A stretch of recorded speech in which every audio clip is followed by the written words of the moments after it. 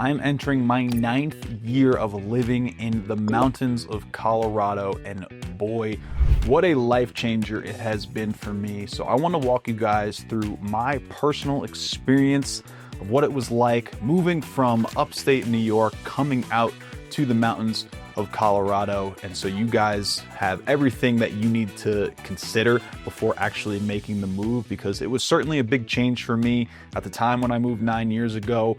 9 years later, I have situated here perfectly, me, my wife, my new little boy, Enzo, and we're building a legacy here. And so, for those of you who are gearing to build a legacy in the mountains of Colorado, I think it would be very helpful for you to have the insight from a local like myself and what it's actually been like to live here and to now raise a child here in the mountains.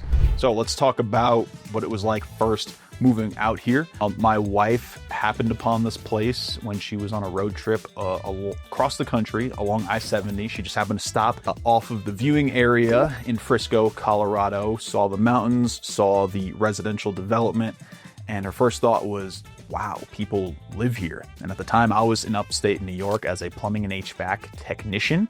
I went to engineering school. Real estate was pretty much never on my radar.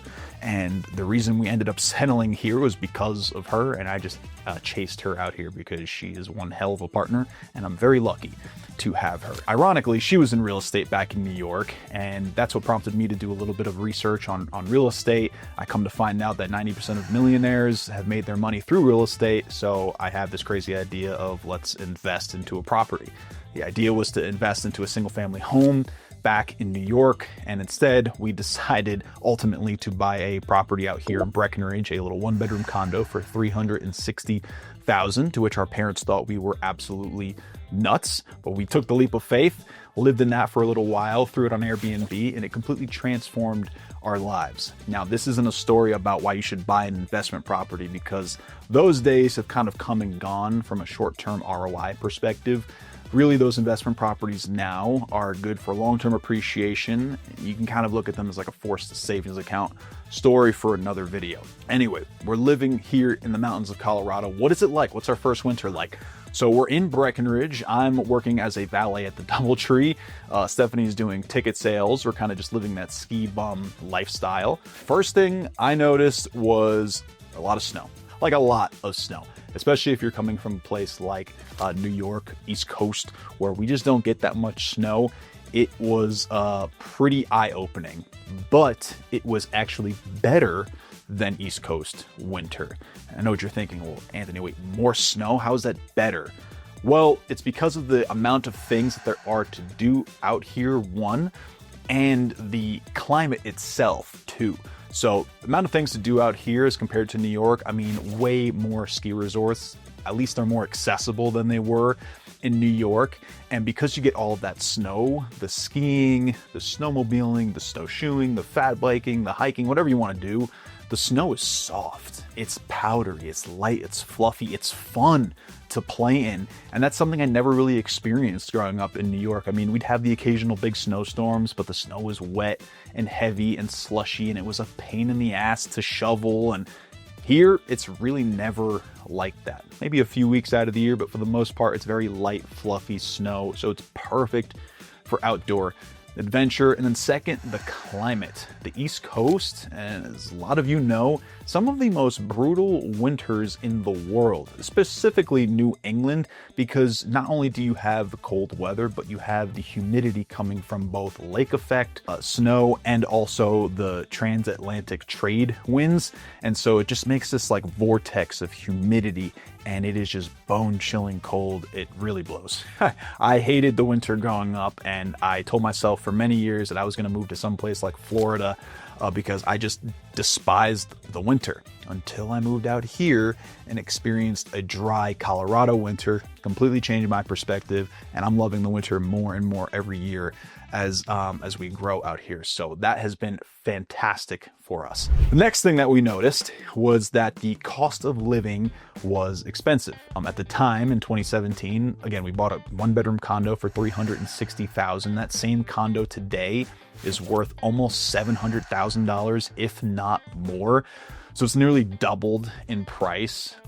Just daily expenses like grocery shopping, gas, it's pretty much average for the country, but again, grocery shopping, insurance, cost of entertainment if you want to go out and entertain yourself, whether it's a ski pass or a local show or going to the rec center or going to Denver to go see a game or something like that. I mean, everything here is just a little bit more expensive than you would typically find in your run-of-the-mill suburban neighborhood, wherever you are in the country. So what we've learned is that this community really leans towards the luxury resort type person, somebody who has expendable income. They're probably in the top 1% of earners, especially if they're buying a house out here. They have all that extra money to throw around for the family on a Christmas vacation, and it's not out of the normal for people to spend upwards of $50, $70, $100,000 for a 2-week vacation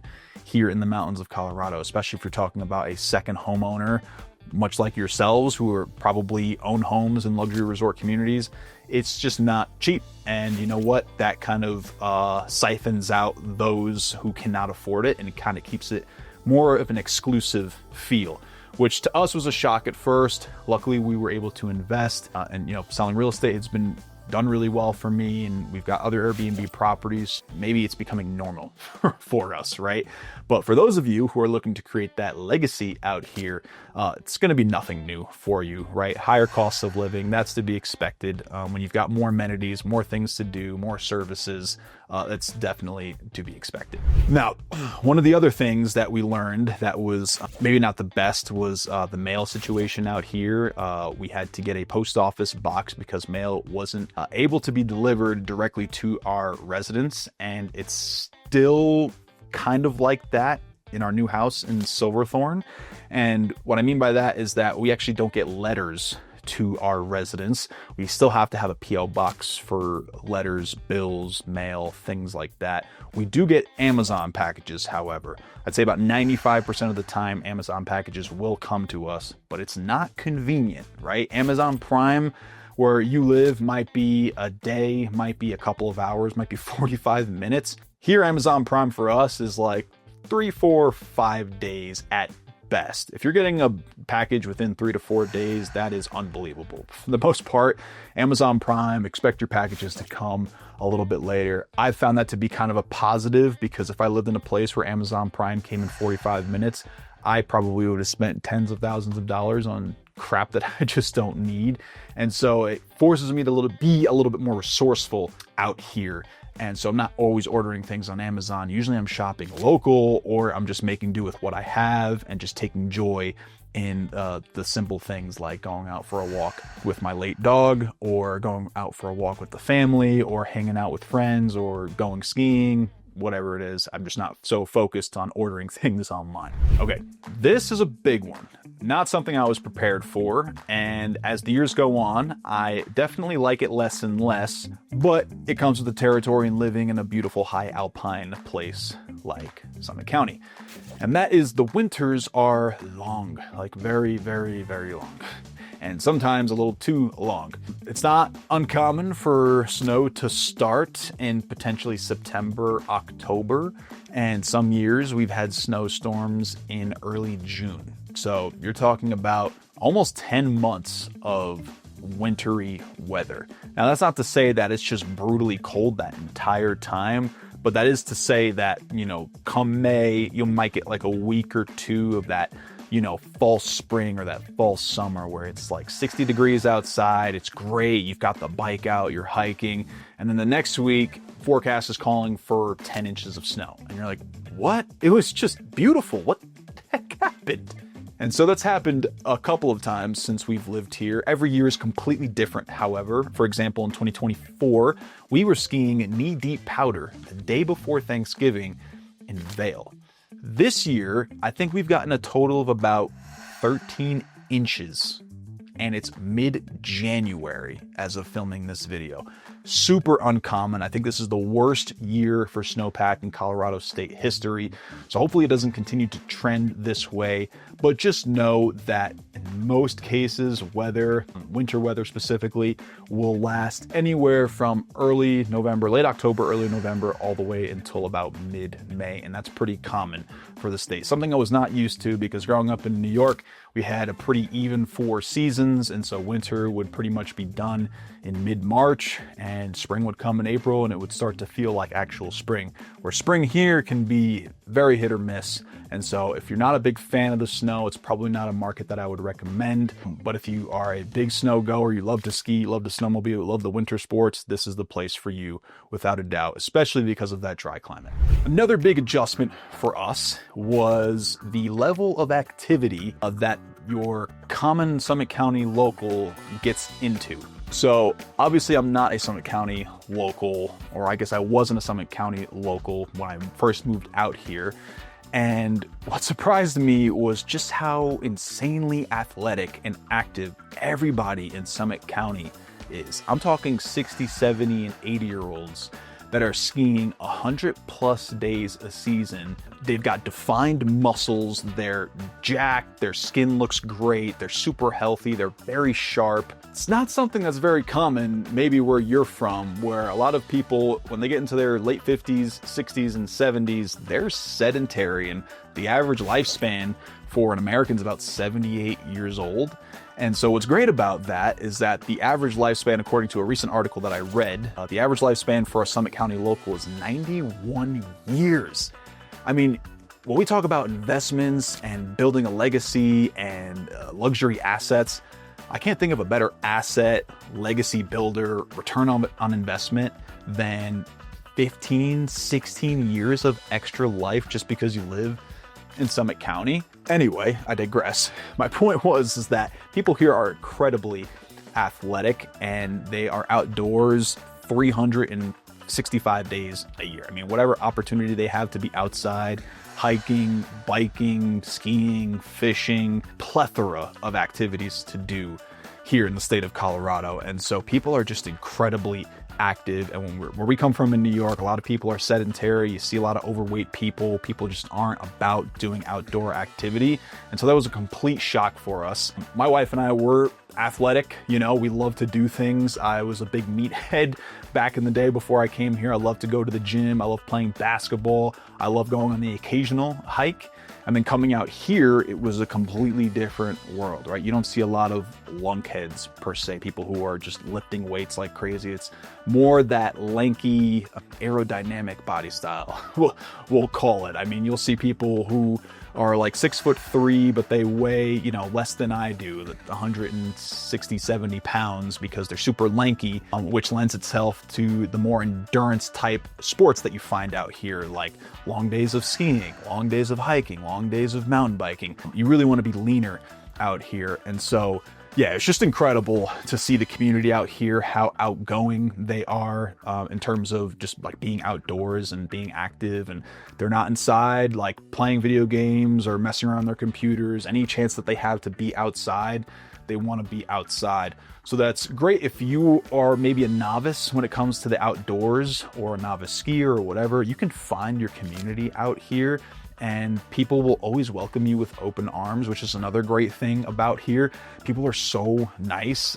That was a huge shock coming from upstate New York. You know, I grew up basically just outside of the city, so we had a lot of city folk that came up, and they're very direct people, which isn't a bad thing, but it might not come across as nice as, say, the Midwesterners. And so Coloradans are just incredibly nice people, incredibly active. So again, you want to find your community of skiers or hikers or dog walkers or bird watchers or whatever it is you want to do. You're going to find your community out here, and you're going to find people are doing that activity well into their 80s and even 90s. Absolutely insane. Now, this one is probably my favorite aspect of living in Colorado, and I mentioned it slightly before, the climate and the dry weather, but specifically the amount of sunshine that we get here in the state. Colorado averages about 300 sunny days a year. I think it's right behind Arizona and Florida, so top 3 in the country for sunny days. And what's crazy is being on the East Coast, again, you get those Atlantic trade winds and a lot of weather that kind of comes up from the west and scoops its way, meets with those Atlantic trade winds. We tended to get a decent amount of rain on the East Coast. So I'm not gonna say I'm not nostalgic for the rainy day, but having the sunshine out here, you feel guilty being inside a lot of the times. And obviously I work a lot being in sales, but I mean, gosh, I open up my window, it's sunny, right? It just snowed 6 inches last night, and now it's sunny bluebird day outside, and I feel guilty sitting here making a video when I can be out at the ski resort getting some laps in, maybe enjoying a Bloody Mary on the mountain. But it's amazing. 300 sunny days a year, so basically anytime you want to get out and go do something, or if you have time off, chances are it's going to be a sunny day for you to go out and enjoy what Colorado has to offer. And so that has been a wonderful adjustment for us, and I can't really imagine going back to a state that doesn't have this level of sunshine. This one is both a pro and a con, I guess, in that the service industries here are just not as snappy, let's say, right? You come from a place like New York and people want to get stuff done. You ask them to get something and they will get it for you right away. People are gung-ho on work. Here, it's not so much the same. People are not so gung-ho on work. They're more gung-ho on life and living it. For example, some contractors out here, and if any of you own homes out here, you'll know, contractors can be tough to deal with sometimes, and even the good ones they can be great, but they are also relying on subs and employees to help get the work done. And a lot of times employees just won't show up for work, or logistically it's hard to get materials up here, or even the contractor themselves, they've got, plans to go camping or hiking or skiing, or so, if you're coming from a market, maybe a big city market where you're used to getting things done right away and you expect things to be done in a timely manner, just don't expect it out here, and then you won't be disappointed when it inevitably happens. Usually I tell people, if you're hiring some service-based person to do something for you, try to throw on an extra 30 to 40% on the timeline, maybe throw a little bit more into the budget, because we're kind of like on island time here in the mountains of Colorado, if that makes sense. People just kind of move at a little bit of a slower pace, again, because they're just here to enjoy the outdoors. And for those of you who are looking to build the legacy here in the mountains and enjoy time with your family, that's what it's all about, right? You want to be outside enjoying that time. Obviously, that's been an adjustment for us coming from a place where people like to get things done quickly. I grew up working very hard as a plumbing apprentice under my father, and so that's all I really knew was hard work. But out here, it's a little bit slower of a lifestyle, so just readjust your expectations if you decide you want to buy a place up here. So there's so many other things I could talk about in this video, and it could go on for hours, but in the interest of time and bringing you guys as much value as possible, we're just focusing on the main things. And the other big thing that was different for us was the tourism. I know what you're thinking, Anthony, you're from New York, aren't you used to the traffic and the tourism? Yes and no. I grew up just outside of New York City, so it was in a small little country community of about 3,000 people. I grew up near a lake, and so it was pretty quiet, honestly. In the summertime, it'd get a little tourist heavy, but nothing crazy. And then obviously I'd visit the city to go do things. My mom and dad both grew up in the city and worked there for a long time. And so, yeah, there's that aspect of it. Totally different animal. But I will say that during the holidays here in the mountains of Colorado, this place does become very tourist heavy. And typically, my wife and I, and now Enzo, will actually leave during the big holidays like Christmas and President's Day, 4th of July, because what we found is that the tourism is so unbearable sometimes that it makes it impossible to even go out and enjoy yourself. And that's not to say that you can't, it's more the traffic, right? And it's really the road systems here. They were designed a long time ago, and there's just 2 major highways that traverse Summit County.